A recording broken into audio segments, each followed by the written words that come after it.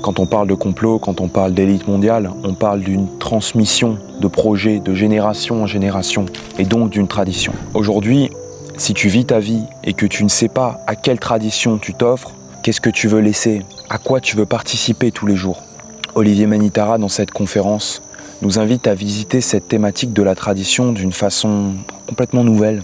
Je vous souhaite une bonne vidéo. Et si ça vous intéresse, vous pouvez vous inscrire au mail quotidien que je vous écris tous les jours.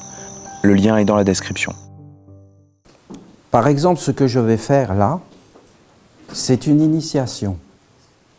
Dans le sens que vous avez un homme qui a un savoir, appelez-le comme vous voulez. Vous l'appelez comme vous voulez, cet homme, c'est-à-dire moi. Mais il a un savoir. Ce savoir, il veut vous le transmettre. Ce n'est pas un mort qui parle à des morts, j'espère. C'est un savoir vivant. C'est une communion d'âme. Ce n'est pas un homme qui transmet ce savoir, car ce savoir n'appartient à aucun homme. C'est un savoir qui appartient à un monde supérieur. C'est un savoir qui est traditionnel, c'est-à-dire c'est une lignée d'ancêtres. Quand vous êtes en face d'un homme, comme je vais le faire, qui vous transmet un tel savoir, vous pouvez très bien être en Égypte, vous pouvez très bien être avec les Cathares, c'est le même savoir. Ce qui peut changer, c'est ceux qui le reçoivent et celui qui le donne. Mais le savoir en lui-même est universel. Vous recevez ce savoir sous forme de parole, mais en réalité, la parole n'est qu'un véhicule, comme une voiture, une charrette, comme un char, vous dites. Un char. Ah oui. Moi, je fais un char. Un char. Alors qu'il faut faire un char. Un char. Un char. D'accord, d'accord. Moi, c'était vraiment une charrette. C'est un char. L'eau. De quelque chose de plus grand. C'est un véhicule. Vous allez réellement le recevoir. Vous pouvez le recevoir ou vous ne pouvez pas. C'est comme la terre. Vous pouvez mettre des graines sur la terre. Si elle n'est pas préparée, elle ne va pas forcément les accepter. Si votre terre n'est pas défrichée, si votre terre n'est pas aérée, si votre terre n'a pas été préparée, je peux parler pendant des heures, ça ne servira à rien. Vous n'accueillerez rien en vous. Si votre terre est prête, que vous êtes éveillé, conscient, vous pouvez changer toute votre vie avec un savoir universel. Et vous pouvez accueillir ce grain. Et quand vous verrez que ce grain commence à pousser en vous et qu'il est bon, parce que vous le verrez, on le voit. Vous savez, la vérité finit toujours par apparaître. Il suffit de la mettre en terre, de laisser pousser et on voit bien qu'est-ce qui sort. Si c'est bon, si c'est nourrissant, si ça améliore notre vie ou pas, si ça éclaire. Le pain éclaire. Le goût du pain, c'est quelque chose. La nourriture, c'est une communion. Tout cela est une vérité absolue et contient des grands secrets de la vie. Une pensée dans votre œil, dans vos sens, et vous commencez à changer votre regard. Et vous commencez en réalité à voir d'une autre façon. Et vous commencez à vous structurer d'une toute autre façon. Et vous commencez à être différent et à regarder le monde autrement. Vous comprenez ce qu'est une initiation ? Une initiation, c'est de commencer quelque chose, c'est de mettre un pas sur un chemin. C'est ça, être initié, c'est commencer les choses. Vous voyez, c'est les secrets de la respiration. Parce que l'homme, vous voyez, l'homme, il y a le souffle. Et ce souffle, c'est en réalité, c'est la bénédiction du Père. C'est quoi la bénédiction du Père? C'est la vie. C'est l'inspire. Vous inspirez, mais tous les êtres respirent, même les pierres. Et c'est la bénédiction du Père. C'est l'existence, c'est de vivre. Et vous avez l'expire. Et l'expire, ça doit être la sanctification.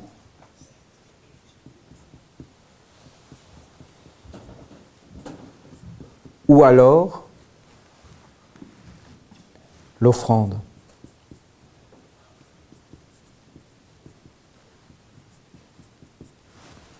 Le don. Qu'est-ce qui se passe? Quand tu inspires, tu reçois la vie et la bénédiction. Si tu inspires réellement, tu ne fais pas qu'inspirer dans ton corps. Tu inspires dans ta tête, dans tes pensées. Tu inspires dans ton cœur. Tu inspires dans ta volonté. Vous voyez, ce sont les 3 centres. Pensée, sentiment, volonté, acte, tes pieds. Tu conduis la belle pensée à travers tout ton corps. C'est la bénédiction. La bénédiction, c'est la belle pensée. La malédiction, c'est la mauvaise pensée. Le monde est bon. Le monde est dans la bénédiction. C'est l'homme, quand il expire, il crée un monde. Parce que si l'homme se coupe de la lumière supérieure, quand il expire, il crée un monde.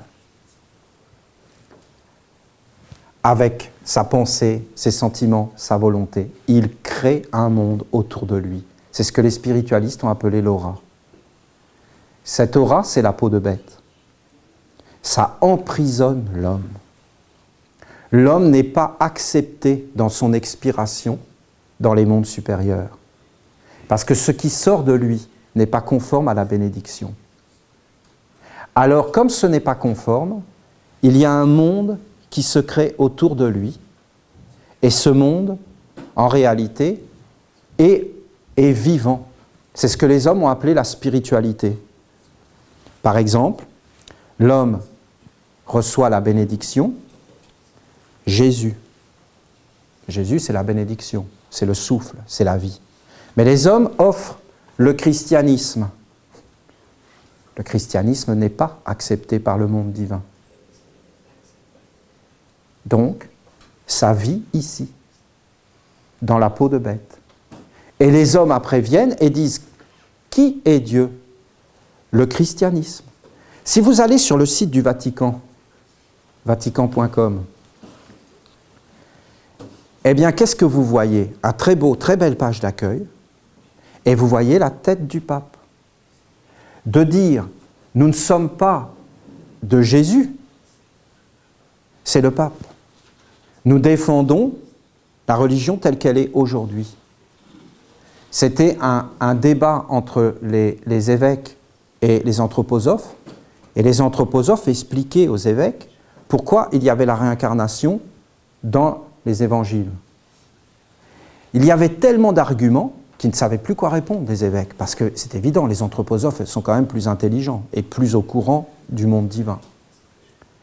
Alors ils ont dit, en conclusion, peut-être que Jésus a parlé de la réincarnation, et peut-être que Jésus a enseigné la réincarnation, et effectivement, peut-être que dans les évangiles, il y a des passages, notamment Saint Jean le Baptiste et ainsi de suite, qui était le prophète Élie, qui montrent qu'il y a la réincarnation. Parce que comment vous voulez que Saint Jean le Baptiste soit le prophète Élie s'il n'y a pas une réincarnation du prophète Élie? Vous comprenez? Hein? Mais il est dit que Élie doit venir, mais Élie est déjà venu, c'est Saint Jean le Baptiste. Donc c'est bien une réincarnation d'Élie. Et quoi dire à ça? Vous comprenez? Quoi dire? Comment répondre? Vous savez ce qu'ils ont répondu? Très simple. Si Jésus a dit ça, c'est tout simplement que Jésus s'est trompé. Vous comprenez? Est-ce que vous comprenez? C'est très simple. Il s'est trompé, c'est tout. On ne va pas en faire un fromage. On n'est pas en Suisse.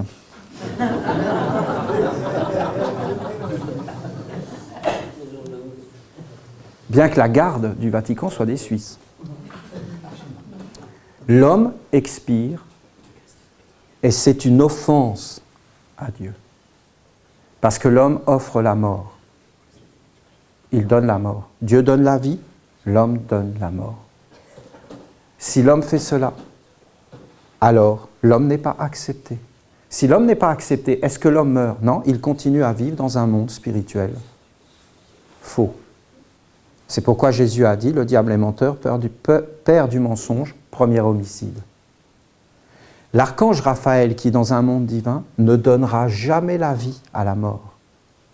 Tu dois être pur pour appeler l'archange Raphaël. Sinon, il ne viendra jamais dans un monde mort. Il ne bénira jamais ce qui vient des hommes. Il bénira ce qui vient d'une tradition, qui est la bénédiction du Père.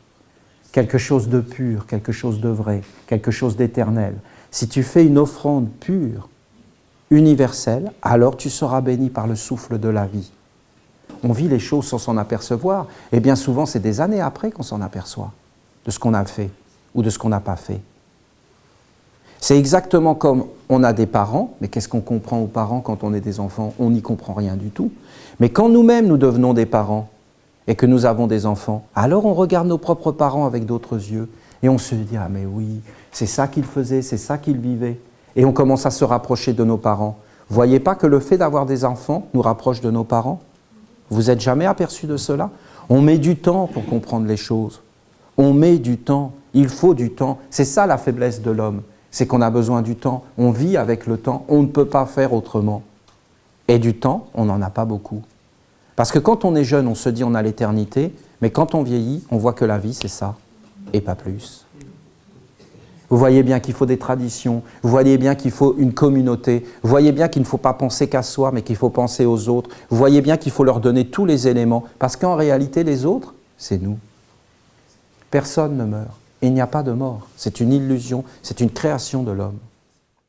Ce n'est pas une vidéo comme les autres, du divertissement, c'est une vidéo qui vous invite à vous recentrer, qui vous invite à prendre du temps, donc n'hésitez pas à prendre un moment dans la journée, dans la semaine, pour repenser à cet enseignement, ce qui vous a touché, et vraiment essayer de l'incarner, de le méditer pour en tirer des choses qui pourront vous être utiles concrètement, et pas dans des illusions, et pas dans un plaisir intellectuel qui ne se concrétise pas.